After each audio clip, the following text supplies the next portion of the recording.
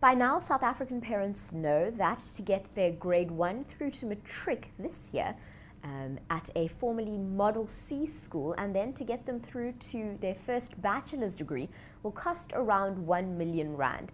It's certainly a daunting figure, but I'm joined on the line by Zanele Jafte. She's a financial planning expert from Nedbank, and she's going to speak to us about the different routes available to save the money necessary for your children's future. Zanele, thank you so much for joining us today. Thank you, Jerusha, for inviting me. Now, as I mentioned, many parents are very concerned about this figure, 1 million rand through a formerly Model C school, or 2.5 million rand if you want to choose the private schooling route. It certainly is daunting, isn't it? It is very daunting. The cost of education is actually growing higher and higher each year. And what we normally know as Model C schools, we're seeing the fees also increasing in that space. Now, there are many options available to parents, and one of the options is something called an education policy. Won't you explain what this is to us?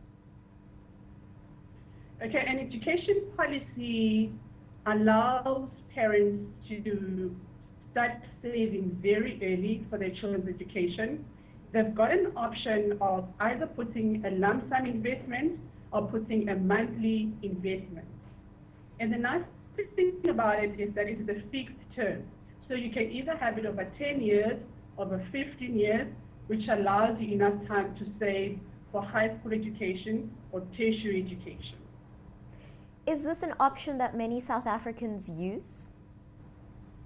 At this point, not a lot of South Africans use this.